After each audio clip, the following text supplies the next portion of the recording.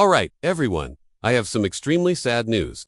After a 6-year fight with breast cancer, Ananda Lewis passed away this morning. Her sister announced the news on Facebook a few hours ago, writing, "She's free and in his heavenly arms. Lord rest her soul." If you don't know Ananda, she was that girl from the 1990s. In early 2000s, she got her big break in the 1990s when she started working as an MTV VJ. She later co-hosted shows like Total Request Live and Hot Zone and hosted Team Summit on Bet.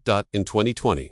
Ananda came out and told everyone that she was fighting stage 3 breast cancer and that she regretted delaying her mammograms. There was a lengthy backstory behind her decision, and she can explain it to you in words. However, she did an interview with Good Morning America in 2024, and this is what she had to say about her journey. Breast cancer is not a death sentence anymore, and women live very good lives with it. And again, there are women who have done everything they were supposed to do that end up stage 4 anyway. So I feel like if this is where I was supposed to end up, this is where I'm gonna end up. And either way, I'm gonna address it with the same attitude and resilience that I address anything with. While Ananda says she has no regrets about the choices she made, some have questioned her decision not to have the surgery years earlier. None of those people know me, and they don't know the details of my situation. I'm not gonna sit here and battle people about their opinions. It has no bearing on my life. It's a waste of my time, and I don't have time to waste. Life owes me nothing. Every day I get, I'm grateful for. The contentious aspect of Ananda's cancer journey is that she declined a mastectomy, which some believed wasn't the best course of action for her. However, Ananda had to travel her own path and make her own judgments, and in the end, she was content with the decisions she made.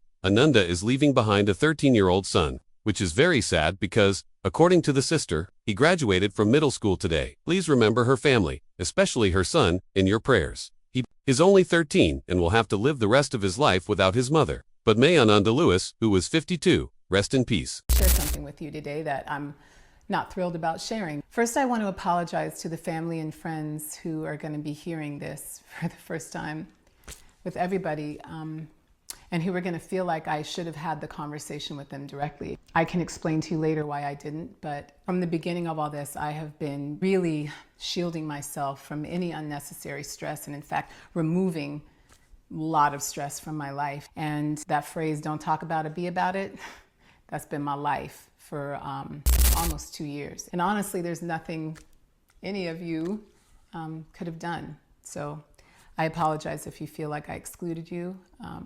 It wasn't personal. It was really just about what I needed. I am sharing this with you today because it's the beginning of Breast Cancer Awareness Month. And I have been fighting to get cancer out of my body for almost 2 years. For a really long time, I have refused mammograms. And that was a mistake. I watched my mom get mammogrammed for 30 years almost, and at the end of that, she had breast cancer. And I said, radiation exposure for years, breast cancer. Yeah, I'm gonna pass, thanks anyway.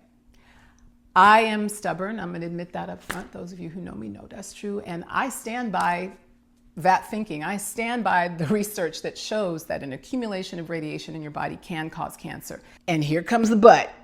But what I didn't understand, and what I need you to understand, the reason I'm here telling you my business is because I would have had probably 3 or 4 mammograms by the time they caught it. Instead, I've had to have 2 PET scans so far. Guess how many mammograms worth of radiation a PET scan is? Anyone? 30. 30. So 60 mammograms, you do the math. If I had done the mammograms from the time they were recommended when I turned 40, they would have caught the tumor in my breast years before I caught it through my own breast exam, self-exam, and thermography. And they would have caught it at a place where it was more manageable, where the treatment of it would have been a little easier. It's never easy, but I use that word in comparison to what I'm going through now. Instead, what I'm dealing with is stage 3 breast cancer that is in my lymphs. I need you to get your mammograms.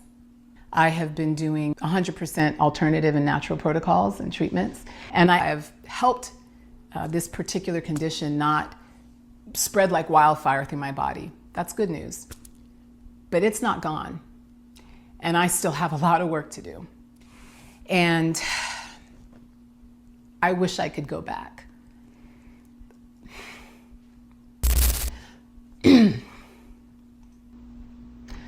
I have a 9-year-old I need to be here for. I have no intention on leaving him. I don't want to leave any of my kids. I don't want to leave my friends, my family. Hell, I don't want to leave myself. I like being here. So listen, this is not how this was supposed to go, but I'm just going to keep it real with you like I always do. I need you to share this with the women in your life who may be as stubborn as I was about mammograms. And I need you to tell them that they have to do it. Early detection, especially for breast cancer, changes your outcome. It can save their life.